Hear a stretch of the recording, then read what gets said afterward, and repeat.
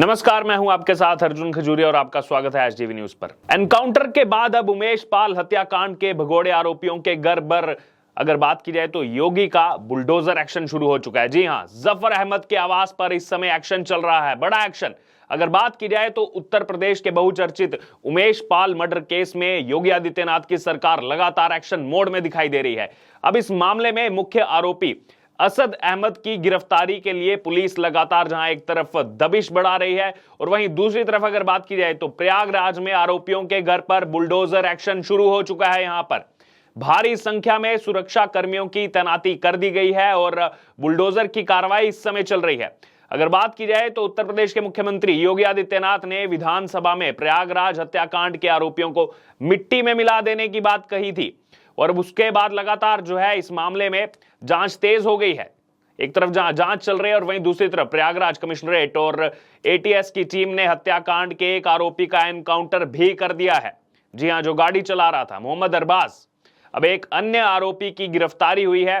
Umesh Pal murder के मुख्य आरोपी पूर्व सांसद और बाहुबली अतीक अहमद के बेटे असद अहमद, जिनको मुख्य आरोपी बनाया गया है, उसकी गिरफ्तारी के लिए लगातार पुलिस जो है वो दबिश बढ़ाए हुए है। और वहीं दूसरी तरफ अब प्रशासन जो है उसने अपनी कार्रवाई जो है वो शुरू कर दी है और यह दावा किया जा रहा है कि बुधवार को प्रयागराज में बुलडोजर एक्शन जो दिख सकता था, ये पहले बातें की जा रही थी और अब वो एक्शन दिख भी रहा है। यहां पर बुलडोजर शुरू हो चुका है। आरोपियों के घर पर दरअसल ये बुलडोजर चलाने की तैयारी चल रही है। इसके लिए अगर बात की जाए तो आरोपियों के घर के पास बुलडोजर पहुंच गई हैं और ये काम जो है वो शुरू हो चुका है। जफर अहमद के घर को तोड़ने की कार्रवाई शुरू कर दी गई है।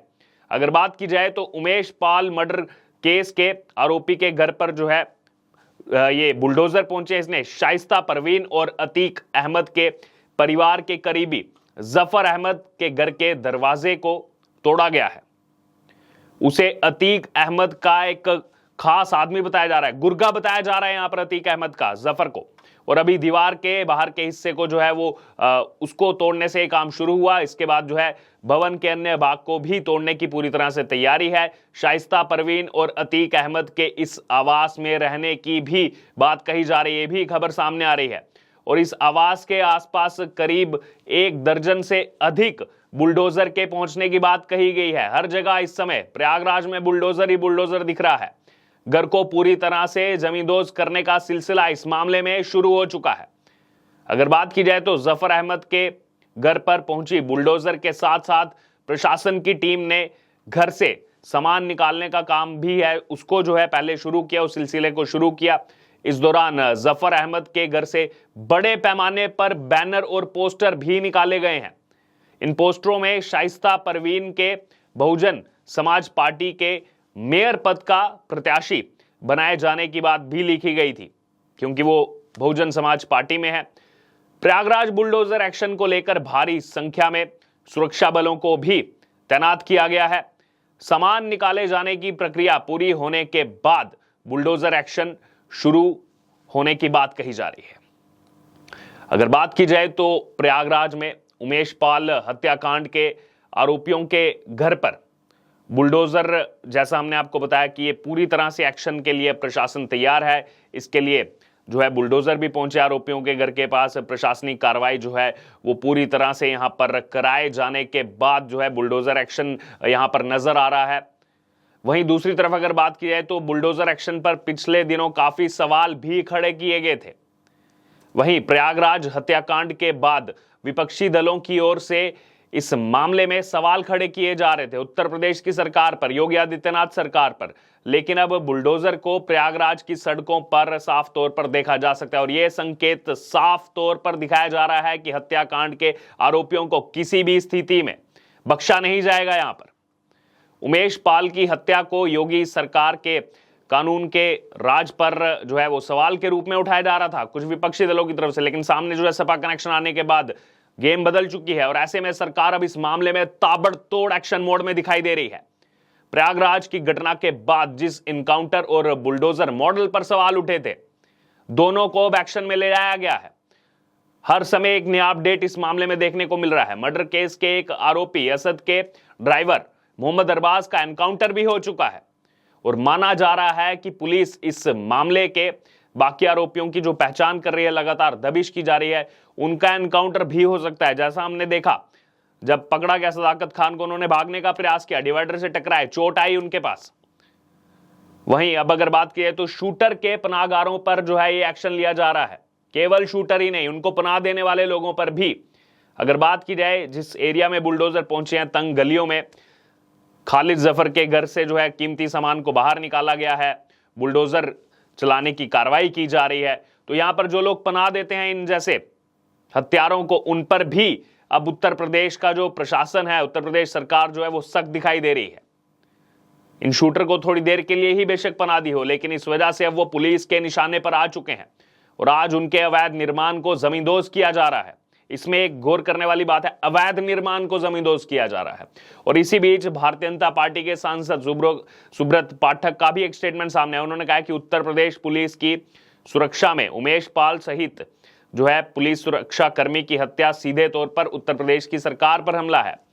और आगे एक और हिंट दिया है कि याद रखो, जब विकास दुबे नहीं बचा तो इन दुर्दांतों का क्या होगा, ये बताने की आवश्यकता नहीं है। और अब यदि गाड़ी अतीक की भी पलट जाए तो मुझे कोई आश्चर्य नहीं होगा। तो संकेत साफ तौर पर दिया जा चुका है कि ऐसे अगर माफिया चलाया जाएगा तो कैसे उनको मिट्टी में मिलाया जाना है। और एक तरफ बुलडोजर की कार्रवाई हो रही है तो दूसरी तरफ आरोपियों की तलाश में छापेमारी की जा रही है।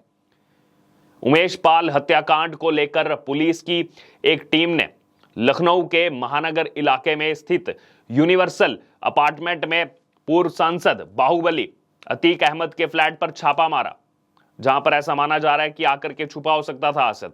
अतीक अहमद के फ्लैट नंबर 202 पर ताला लगा था, लेकिन इसी बीच 2 गाड़ियां वहां से जो है जब्त कर ली गई, पश्चिम बंगाल नंबर की। तो वहीं जो इसमें रिपोर्ट सामने आ रही है कि असद को आखिरी बार जो है पिछले हफ्ते वहां देखा गया था और उसके साथ रहने वाले लोग 24 तारीख की शाम से वहां से गायब हैं। 24 तारीख जब का यह वाकया है।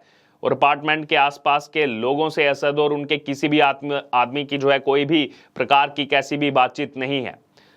वहीं अगर दूसरी तरफ बात की जाए तो ये लोग यहां महीने में लगभग 15 दिन रहा करते थे। और बताया जा रहा है कि स्टेट टास्क फोर्स की टीम ने फ्लैट का ताला तोड़कर अंदर से कुछ कागजात और सबूत भी जो है बरामद कर लिए हैं। और उसके साथ ही नीचे खड़ी 2 लग्जरी गाड़ियों को भी पुलिस ने अपने कब्जे में ले लिया है। एक लैंड क्रूजर है और दूसरी यहां पर मर्सिडीज है। और आरोपियों की तलाश में लखनऊ से लेकर प्रयागराज, सोनभद्र, हर जगह जो है छापेमारी चल रही है। इसके साथ ही आरोपियों के अवैध निर्माण को गिराया जा रहा है, जमींदोज किया जा रहा है। तो यहां पर पूरे मोड में दिखाई दे रही है उत्तर प्रदेश सरकार। खास तौर पर अगर बात की उत्तर प्रदेश पुलिस की, जो स्टेट टास्क फोर्स की टीम है, सुबह शाम दिन रात इस मामले में लगातार एक्शन मोड में दिखाई दे रही है। अब यहां पर डर सता रहा है अतीक अहमद के परिवार वालों को भी, उनकी पत्नी को भी, कि कहीं जो है उनका भी एनकाउंटर ना हो जाए। लेकिन यहां पर अगर देखा जाए, उत्तर प्रदेश के मुख्यमंत्री योगी आदित्यनाथ से उन्होंने अपील भी की है कि बचाया जाए मेरे पति और मेरे बेटे को। लेकिन दूसरी तरफ उनका बेटा जो मुख्य आरोपी है, जिसने हाल ही में उमेश पाल, जो बड़े गवाह थे यहां पर राजू पाल हत्याकांड में, और साथ में उनके गनर को किस प्रकार से मारा, मौत के घाट उतारा, इतनी गोलियां बरसाई गई, उस पर शाइस्ता परवीन कुछ नहीं कह रही। बहरहाल अब ये जो खबर सामने आई है बुलडोजर एक्शन की, इसको लेकर आपका क्या कहना है, आपकी क्या राय है, आप हमारे साथ कमेंट बॉक्स में शेयर कर सकते हो। और इससे जुड़े तमाम अपडेट के लिए बने रहिए हमारे साथ। धन्यवाद।